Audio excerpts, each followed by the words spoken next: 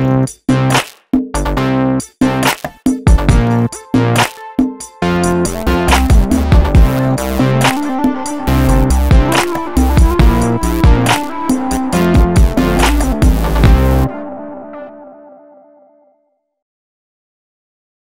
everybody, it's Norm from Tested. And it's Jeremy from Tested. Welcome to a special on-location episode of Projections. Yep. We're here actually at a special press day that Oculus is running for some new announcements. Right, today we got to play the new Marvel game that you probably heard about this week called Marvel Powers United. Powers United It doesn't VR. really roll off the tongue for me, Right. at least. But this is a game made by Sanzaru Games. They're the people who developed the VR Sports Challenge.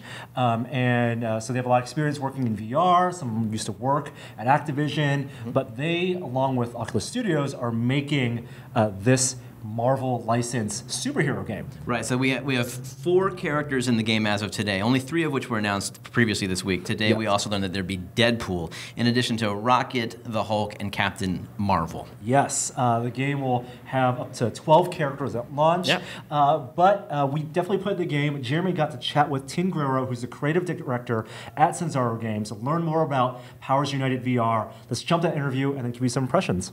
Hey team, thanks for joining us here. So we just played Marvel Powers United, and can you tell me a little bit about the genesis of this game? Jason told us a little bit about the backstory where you guys were trying to pitch it to Marvel and they weren't quite sure, and you made a demo on your own dime, is that right? That's absolutely right. That's kind of how we roll at Sanzaru, but if we believe in something, we'll go after it with a demo to kind of visually convince people, gameplay-wise convince people, and so in this case we made a demo with a couple selected superheroes, and you know, it was basically just the whole point of feeling like a superhero, be the superhero, and that's what the demo got across. And it's, you know, as usual with VR, it's a completely different experience when you actually are in VR and you have hand controllers and you're smashing the ground and picking up enemies and throwing them around. So I think once we showed off that demo, it kind of got the wheels rolling. Okay, so there's 4 heroes in the game as of today. You have Rocket, Hulk, Captain Marvel, and yes, we're happy to say Deadpool is also part of it with his katanas and his shurikens and his guns blazing, and of course his one-liners and attitude as well is in tow. But yeah, we're happy to have Deadpool along.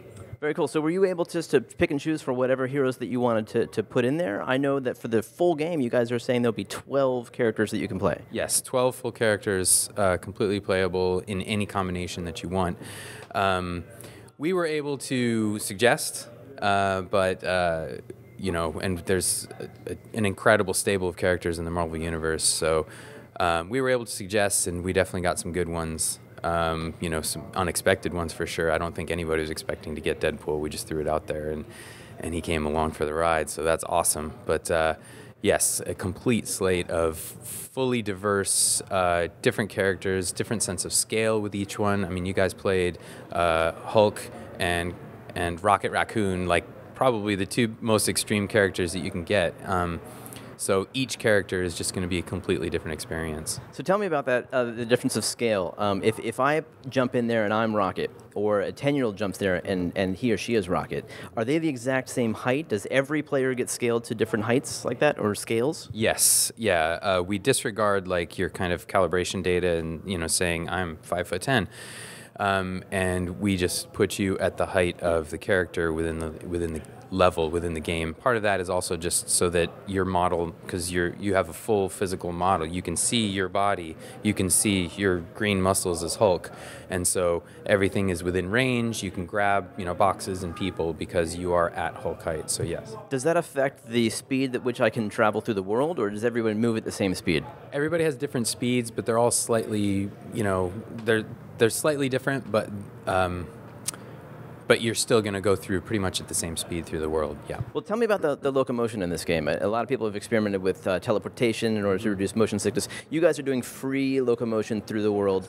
And is that locked in? Are you going to stick with that as the default setting? Yeah, we're definitely sticking with that as a default setting. I mean, the game is about unleashing your powers, right? And it's really hard to convey that if you're always stationary. So yes, you're going to fly, you're going to run, you're going to jump, you're going to teleport, you're going to hover, You're going to do whatever other things that the characters do.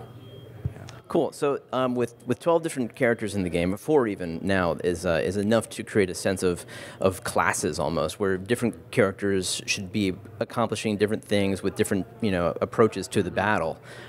Is that part of your thinking in trying to imagine what the different Marvel characters are capable of? It definitely helps. We're trying not to kind of box in everybody, but you can tell, like Hulk is definitely your heavy guy. He's going to come in and just blaze. Rocket's going to lay back and put the ground fire around and just have his guns blazing. So we aren't adhering to rigid kind of class structures, but it definitely, you'll see it come out in the gameplay. So what kind of modes are you thinking will be in the game? Can a single player run through the game just as easily as 4? And will the difficulty sort of scale from, based on the number of players that are in the game? It'll definitely be more fun with friends, like just being able to talk, with each other as you're playing.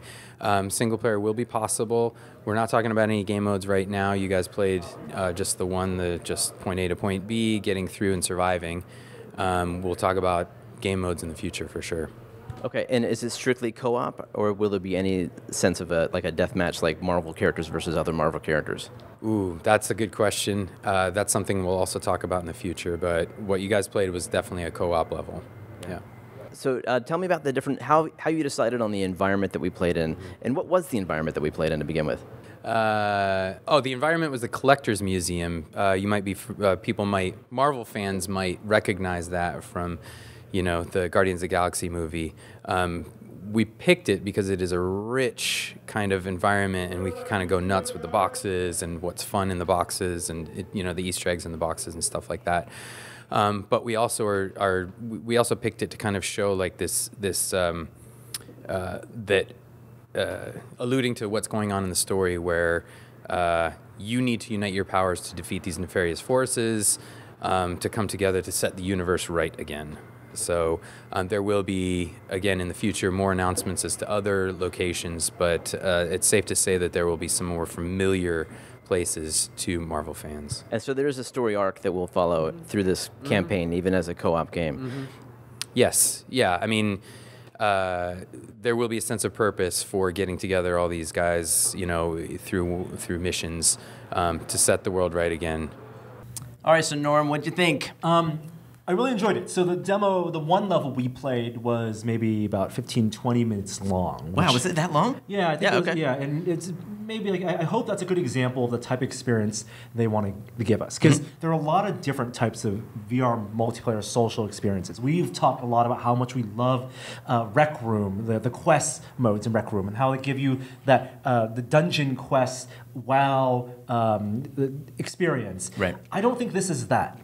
You don't think so? I don't think so. Well, you do start in a room together, so there's a social element where you can just sort of, it's like a lobby, right, where you can just converse and experiment with your powers, and that comes after you choose your character. And it's a good thing to do because every character is so unique. Like, everybody's got a different assortment of abilities that they can use. Right. And so the fun I had in playing the demo, at least, I was the Hulk, you were Rocket Raccoon. Yeah.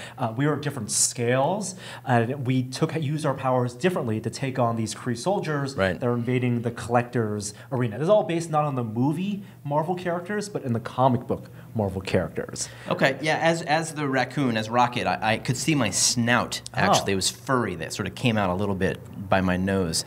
And of course my hands and everything, I was that body. So what I found satisfying were the powers, right? Yeah, sure. I could grab things, throw them. There's a little bit of auto aim. The physics were good, but I felt like they helped you a lot in terms of where I threw things and whether they would hit the enemies, grabbing the enemies, turning them into ragdolls, even moving around with the jump movement or even the slight gliding around the room with a thumbstick. They vignette enough to make it feel comfortable. Oh, interesting. So I didn't get any vignettes.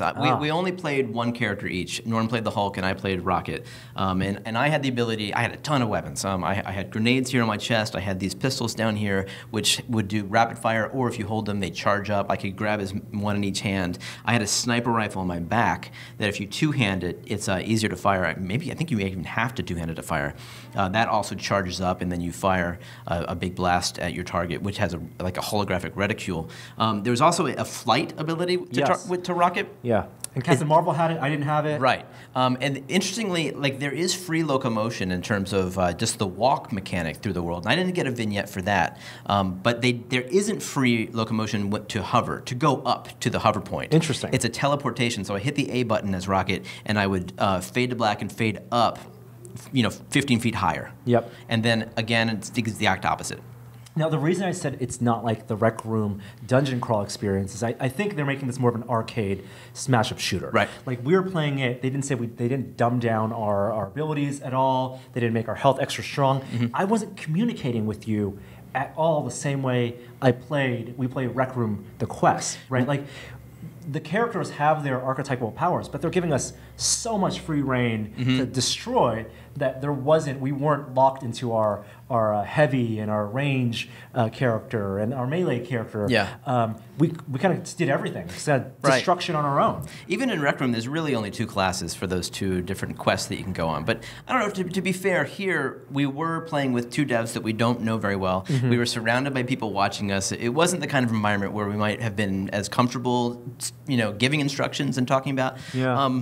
But you're right. I felt like if I want anything more from this game, it's that I want there to be more differentiation between the classes, essentially. I want some to be very weak. And I know that's hard to ask for a Marvel character. Yeah, I want to feel vulnerable. I want it to be difficult. Right. When I say weak, I mean vulnerable, Exactly. not powerless. Obviously. Right. Yeah. I want to feel like the only way we can succeed is if we work together, and not that as the Hulk I can just run around and beat the whole game by myself. Right. That's really going to encourage more of the social communication.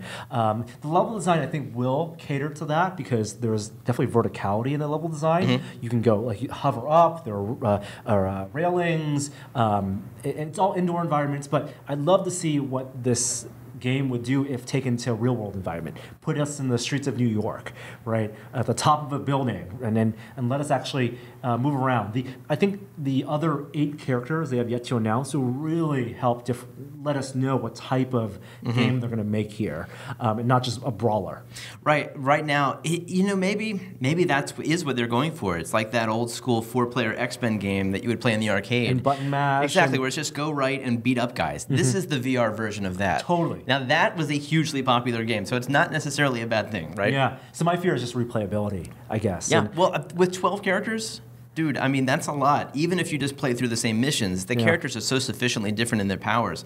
And part of the allure of this game, I would say the allure of this game is you become those characters. I mean, as you said, like the scale is different. If you're Hulk, I was, as Rocket, I was looking up at you like a towering giant. I assume you were looking down on me, and that does feel like you're that small. It does feel that way.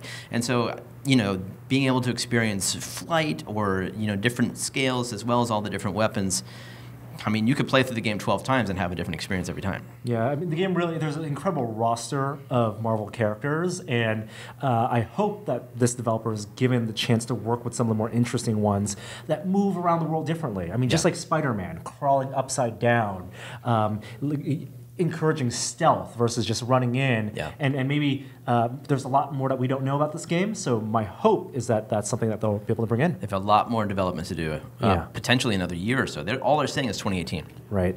So that's Marvel Powers United VR. It's coming out next year, but in addition to being able to play that game, we also got a chance to chat with Nate Mitchell of Oculus about the Summer of Rift promotion they have going on, about what the future of Rift may look like, and hopefully try to get some information out of him about OC4. Nate, it's great to see you surprisingly not at a convention. We're here at a private event you guys have to show off a couple games. So you guys are in the middle of an event you guys are calling Summer of Rift. Just quickly tell me, how did this idea come about and what's the goal? I mean, you have game announcements and price drops, right? Yeah, so Summer of Rift is this whole season of basically announcements, promotions. We've got the sale, game launches, and it's all just about creating more reasons for the existing Rift community to get back into VR. We've got like the Lone Echo and Echo Arena, for example, launching later this week. And then actually a bunch of great reasons for folks that haven't taken the dive into VR to go out and buy a Rift. That all really started with a number of discounts on the digital store, sort of all sorts of really popular titles on sale, both touch stuff like The Unspoken and even sort of launch titles like Chronos that were available for folks to jump into. And then over the last couple weeks, we launched the $3.99 price drop on Rift and Touch. So if you buy Rift and Touch together, you can get that at the low price of $3.99, which we were really excited about. And then yesterday, we actually launched the new all-in-one Rift and Touch bundle. So going forward, we've got this all-in-one bundle for folks. And that's available right now for $3.99 as well. And then, as we mentioned before, so content launches sort of all season long. I'm really, really, really excited for Lone Echo and Echo Arena launching later this week, which, I'm a big multiplayer guy, I'm a big esports guy, and super excited for folks to have the opportunity to dive into Echo Arena and play this weekend. So a lot of big announcements and really just... we're thrilled to be able to bring all this excitement to the community. I want to talk about the hardware for a little bit. The Absolutely. price drop, $400, it's almost half the price. It is half the price of the Touch plus Rift if people bought it a year ago. Was there any fear of alienating the early adopters who did pay $600 for a Rift 18 months ago? And what are the differences between the Touch plus Rift, two separate SKU bundle, and the all-in-one bundle, which is going to be, the new price is $500 after the sale? That's right. So absolutely, there's a concern around alienating the customers who maybe bought a long time ago. But the way we've thought about this is we've always tried to bring Rift and Touch to the market at the lowest price that we can, right? And we've talked about since the beginning that we're not in this to make a big profit on the hardware. What we're trying to do is get VR in the hands of as many people as possible, great VR, and really you grow this VR ecosystem, especially in the name of making developers more successful. Because more successful devs means more great VR content, which means more customers, which we want to get that virtuous cycle started. So, over the last 18 months since we launched Rift, we've been continuing to build out our operations team, our manufacturing team. We've been costing down the product. We've been making improvements to the product, and over time, we've been just driving down that price and getting to a lower cost. With the Rift and Touch bundle that we just launched, the all-in-one bundle. Because of some changes that we've made, we've actually, we're now able to offer that at $4.99, limited time discount to $3.99. Some of the differences in the bundle, we've removed the Xbox controller. That's a material savings. We've removed the Oculus remote, and then the other sort of like big thing that we've been talking about, or it's actually a small thing, but we've actually improved the facial interface. So there's a few sort of like micro improvements to the product that we've made over time.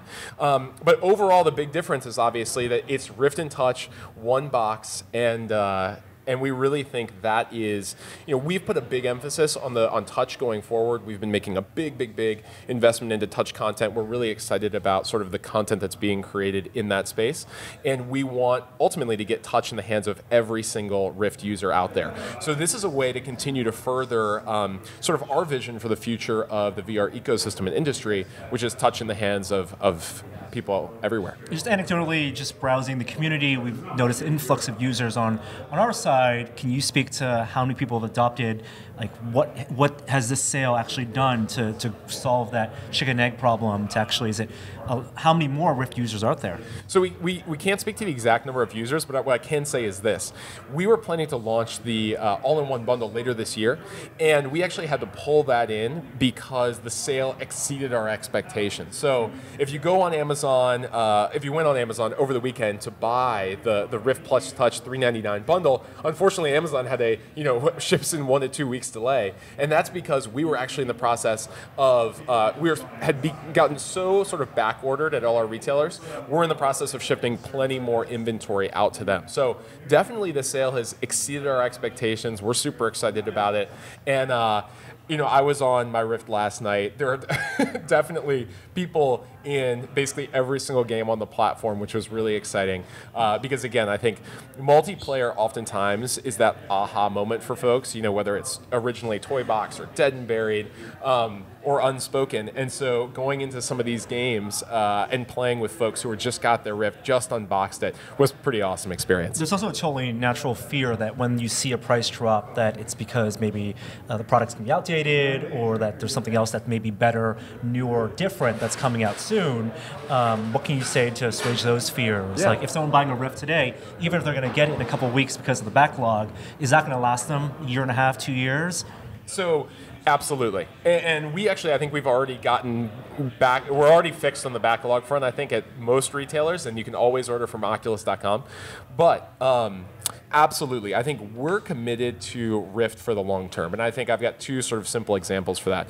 One is on the software side. You know, we have absolutely the leading VR graphics stack, hands down. We're continuing to make improvements to our core system software every month, and we're launching new features on a monthly cadence. And if you follow along with us, you know, we've got a lot of big things coming. You know, we've done free weekends, we've been updating home. We have more in the pipeline, and we'll have some exciting stuff to share at OC4 as well. The other thing that we've been talking about during the Summer of Rift promotion is, you know, today, or over the weekend, apologies, we announced Marvel Powers United VR, the new game from Marvel and Sanzaru Games, who we worked with across, you know, VR Sports Challenge as well as Ripcoil.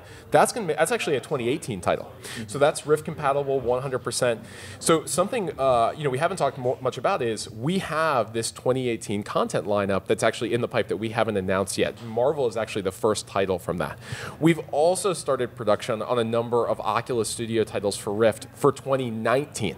So we have a pretty killer pipeline of content coming down the pipe. So if you buy, there is absolutely no reason to hold back. If you buy a Rift today, you know, we guarantee basically that you're going to have many years of content still ahead of you that you're going to be really, really excited about. But when you say Rift there, it's Rift not just the Rift 1 piece of hardware, Rift 1, whatever Rift 2 may be, it's Rift as desktop PC. So when you think of hardware and improving hardware, it's not like consoles. So I actually meant Rift there, but I also would say that, you know, we are excited about future hardware coming to the platform as well, and that's something we've talked about a lot.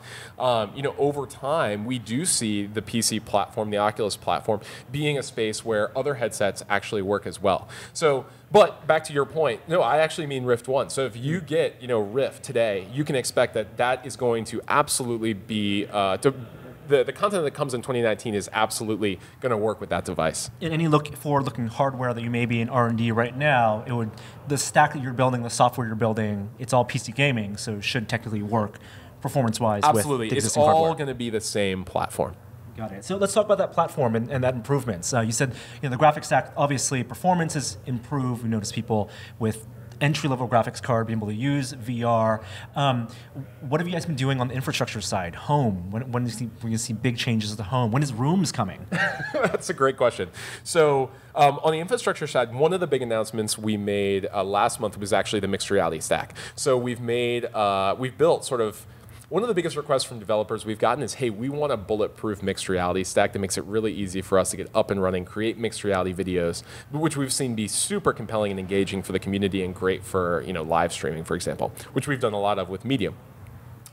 So that's something we've been investing in. We've been working with a number of devs on that. We released the first version, I think, last month in sort of closed beta form with Unity and Unreal integrations that make it pretty easy to get up and running out of the box with just a few lines of code. Can you explain what goes in that stack? What are these tools? Are they cameras? Are they? So the mixed reality stack is mostly on the software side, and I'm actually not the best person to speak to the in-depth level of detail. But basically what we do is we provide sort of a simple framework for you to create that external camera that basically looks at the user, right? And then associate a third touch controller, actually, which becomes a tracked object, with that external camera. Both a virtual camera in the game to be looking at, you know, you, but then also associating that with a real camera that's, you know, tracked by our tracking system with that third touch. This allows you to do some really cool stuff where you can actually move the camera around the player while they're playing and see the virtual world and everything updated properly. It's this incredibly immersive experience. Ultimately, we're excited about bringing this even to consumers over time, but it all starts with devs, because devs actually have to integrate it, they have to add support before a, you know, player can be like, hey, I want to set up this whole setup and then live stream myself in mixed reality. And this still uses one of your touch controllers, so in it the does future, use. There's got to be solutions to track other things without that. So it uses a third touch controller today. That may be something that we explore more in the future. But right now, you know, we've been very focused on getting mixed reality up and running. But yes, it does let you create this third tracked object, basically. And developers have to use they can buy a third touch controller and sync it in, and that works with the 2-camera system, 3-camera system? Yes, exactly. The touch isn't currently sold by itself, but at $99 with an extra sensor, we think it's, you know, a pretty exciting offer. Is there a limit there to how many of these touch controllers you can track with So the right camera now, system? we are limited to strictly 3, and we've put a lot of focus on making sure, that's a great experience. In the future, again, maybe we'll expand that to more, but that's all for today. Now, what about the software side, home and rooms? How may that be changing? So we talked a little bit about this, or I talked a little bit about this over Twitter, which there was some discussion happening around like Spaces. Facebook Spaces is a product that we've been investing a lot in, really sort of trying to nail communication and that social experience in VR. And then folks were asking, hey, where's Rooms? When's Rooms coming? Which I think I was actually the one who announced, Rooms will be coming to PC and Rift in 2017. So there isn't much news there to share quite yet. So basically the Rooms team has been really, really focused on moving as fast as they can to deliver a great experience on Gear VR, on mobile.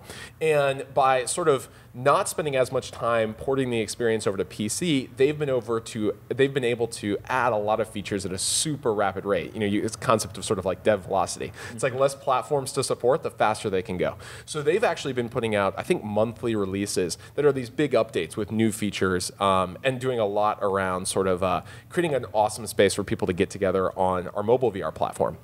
In the meantime, we have been investing a lot in Spaces, which I'd encourage Rift users to definitely go check out because it's an awesome experience. They've been adding stuff also on sort of this very fast clip, a sort of a monthly cadence. And then our team on the Rift side has been working on some larger projects, sort of future-facing, to really bring great synchronous social experiences to the heart of the platform. And I can't talk about too much of that today, but what I can say is that we have a lot of incredible stuff in the pipeline for our Rift user community, and the team is hard at work at that stuff back at the office, and we're going to be excited to talk more about that later this year. I mean, you're talking about multiple teams working on different facets of the company. It's a big organization, but when does that converge? We talked about it very lightly last time I asked you about it, but you have a mobile side, you have the Rift side. Doesn't make more sense to just build one stack that it all works in? And why does mobile have to be a separate stack? That's actually a great question. So historically, we actually had almost all of our products running on the same stack. So Oculus Home was actually a shared code base across mobile and PC. What we decided to do was actually diverge and instead go with new custom experience, like basically split the code base and say, hey, we're going to have one PC home experience. We're going to push harder on basically things that only the PC can do, like the environment updates that you see in Oculus Home today. We recently changed the environment. That's actually not possible on the mobile device today. And then on the mobile side, we actually just launched a new version of Oculus Home built on this incredibly robust, super fast and slick stack that the team's been working on in collaboration with John Carmack and sort of led by John Carmack, actually. And that experience on Gear, if you put on the device, it now starts up almost instantly. And that's been a big effort from our team to really get that ultimate performance on Gear VR for all of our Gear VR users. And I understand there's architectural differences, right? ARM and SoCs versus x86 exactly. and desktops. It's basically just like, historically we had one product that basically split both platforms. And instead we're now like, let's optimize and make the absolute best product experience we can by diverging and really focusing on what does Gear VR and what do mobile VR users need and what does PC VR and Rift users need. And you've seen now sort of the Oculus Home update for mobile, and what the Rift team is hard at work on is the future of Oculus Home and much more on PC. And again, we'll have more to share on sort of that vision very soon. Do you see feature set parity in terms of track controller or special tracking between those two branches, or will one always be? I think it's too early to say. I think really what you're going to see is them continue to diverge in a way that makes both communities super excited about what we deliver. Is it also about use cases and how you see people using, where they're using these devices? Totally, and really just the facilities and sort of the compute at our disposal to do more. Especially on the Rift side, with all that horsepower, we want to go big, and we've got some exciting plans for how we make the Rift community very happy. It really sounds like we're all leading up to OC4, and hopefully maybe big announcements coming up there. So we'll check in with you in the fall at that event, and hopefully we can talk more specific about. I'm so excited to share more at OC4. So definitely. Thank you so much, Nate. Absolutely. It's good to see you. Good to see you.